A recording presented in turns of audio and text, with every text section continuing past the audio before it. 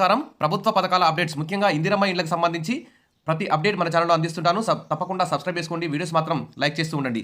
ఇక వివరాలకు వెళ్తే తెలంగాణ ప్రభుత్వం అయితే ఇందిరమ్మ ఇండ్ల కోసం ప్రజాపాలనలో అప్లై చేసుకున్న 80 లక్షల అప్లికేషన్లని ప్రతి దరఖాస్తుదారుని ఇంటికి వెళ్ళి అధికారులు గ్రామ కార్యదర్శులు కానీ మున్సిపాలిటీలో అధికారులు ప్రతి ఇంటికి వెళ్ళి మరి సర్వే అయితే చేస్తున్నారు. యజమాని ఫోటో ఇంటి ముందు దింపుతున్నారు. గోడల పరిస్థితి ఏ విధంగా ఉంది ఫోటో తీసి అప్లోడ్ చేస్తున్నారు. పైకప్పు ఇంటి లోపల ఏ విధంగా ఉంది, తర్వాత సొంత జాగా ఉందా లేదా, ఉంటే ఆ సొంత జాగా ఫోటో, దాని సరిహద్దులు ఇవన్నీ కూడా ఫోటో తీసి ఇన్కమ్ సర్టిఫికేట్, క్యాస్ట్ ఇవన్నీ కూడా అప్లోడ్ అయితే చేస్తున్నారు.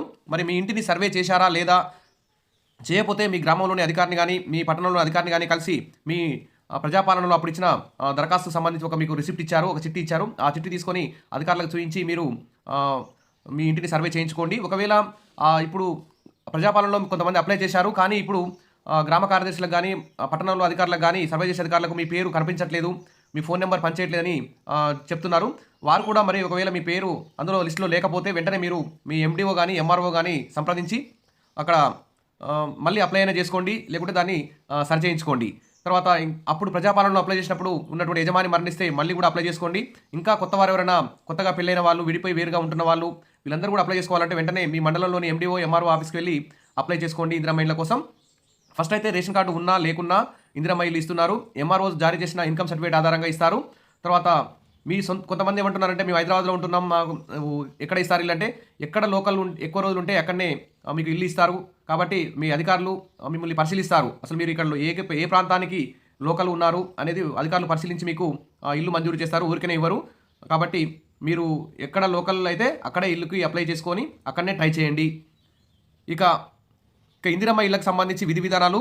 ఇందిరమ్మ ఇళ్ల పథకం విధి విధానాలను ప్రభుత్వం మరొకసారి ప్రకటించింది. దీంతో సొంత ఇంటి కోసం ఎదురు చూస్తున్న నిరుపేదలు ఆశలైతే చిగురిస్తున్నాయి. ఇందిరమ్మ ఇళ్ల విషయంలో సొంత స్థలం ఉన్న వారికి మొదట ప్రాధాన్యత అయితే ఇస్తున్నారు.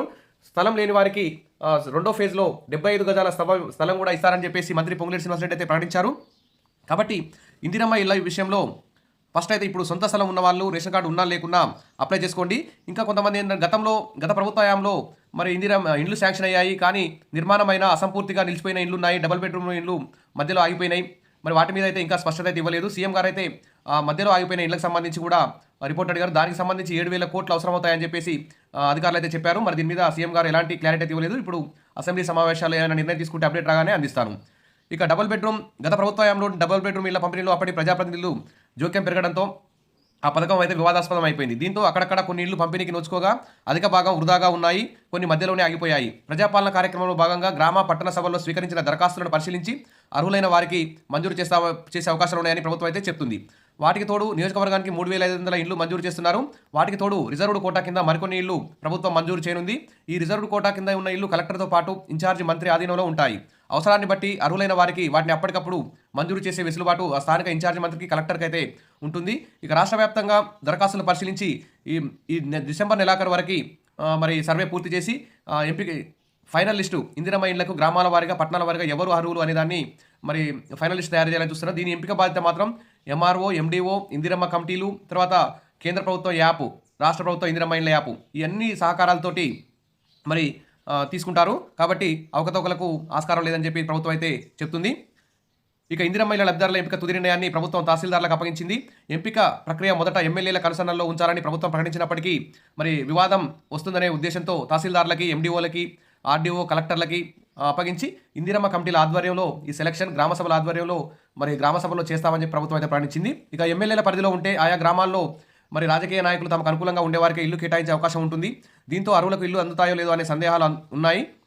కాబట్టి ఈ బాధ్యతను అధికారులకైతే అప్పగిస్తూ నిర్ణయం తీసుకుంది. ముఖ్యంగా మరి ఇందిరమ్మ ఇళ్ల యాప్లోనే అన్ని విషయాలు, ఆ ఫ్యామిలీకి సంబంధించిన అన్ని ఆర్థికేతర ఆదాయం ఎంత ఉంది, ప్రతి అంశాన్ని అందులో ఎంటర్ చేస్తున్నారు. కాబట్టి ఆ ఇందిరమ్మ ఇళ్ల యాపే అతను అర్హుడా కాదా అనేది నిర్ణయించే అవకాశం ఉంది. పైగా గ్రామసభ నిర్వహించి ఆ గ్రామంలో మీటింగ్ పెట్టి గ్రామస్తులందరి మధ్యన పేదల్లో నిరుపేదలకి ఇల్లు మంజూరు చేసేలా ప్రభుత్వం చర్యలు తీసుకుంటుందని చెప్పేసి చెప్తున్నారు. ఇంకా ఇళ్ల మంజూరు వివిధ వర్గాలకు రిజర్వేషన్ ప్రకారం అయితే ఇళ్ల మంజూరు జరుగుతుంది. వికలాంగులకు 5% ఇల్లు ఇస్తారు, ఎస్సీలకు 20% ఇల్లు, ఎస్టీలకు 10% ఇల్లు, బీసీ మైనార్టీలకు 50% ఇల్లు, జనరల్ కోటాలో 15% ఇల్లు అయితే కేటాయిస్తారు. మరి శిథిలావస్థలో ఇల్లు ఉండి పథకానికి దరఖాస్తు చేసుకున్న వారు ఇంటి పన్ను రసీదు, కరెంటు బిల్లు కూడా ఇవ్వాల్సి ఉంటుంది. సొంత స్థలం కలిగి ఉన్న వారికి 5 లక్షల ఆర్థిక సాయం ఇస్తారు. లేని వారికి 75 గజాల స్థలంతో పాటు మళ్ళీ 5 లక్షలు ఇచ్చి సెకండ్ ఫేజ్లో కట్టిస్తారు. ఇక మంజూరు పత్రాలు అందిన తర్వాత ఇళ్ల నిర్మాణం అయితే ప్రారంభించుకోవచ్చు. బేస్మెంట్ లెవెల్లో 1,00,000, పిల్లర్ల లెవెల్లో 1,25,000, స్లాబ్ లెవెల్లో 1,75,000, నిర్మాణం పూర్తయిన తర్వాత చివరిసారిగా ₹1,00,000 ఇస్తారు. ఇక ఇందిరమ్మ ఇంటి కోసం దరఖాస్తు చేసుకున్న వారు అర్హులా కాదా అనే విషయాన్ని అధికారులు అయితే ఇప్పుడు రాష్ట్ర వ్యాప్తంగా ఇందిరమ్మ ఇళ్ల యాప్ ద్వారా సర్వే చేస్తున్నారు. ప్రస్తుతం ప్రదేశంలో అంటే ఆ ఊర్లో ఎప్పటి నుంచి నివాసం ఉంటున్నారు అనే వివరాలతో పాటు ఇంటి స్థలం ఉన్నవారైతే సదరు ఆ స్థలం మీ సొంతమేనా కాదా, దాని స్వభావం ఎలా సంక్రమించింది, దాని పట్ట కాగితాలు ఉన్నాయా, ఏమైనా ప్రైవేట్గా కాగితాలు రాసుకున్నారనే వివరాలు కూడా తీసుకొని అప్లోడ్ చేస్తున్నారు.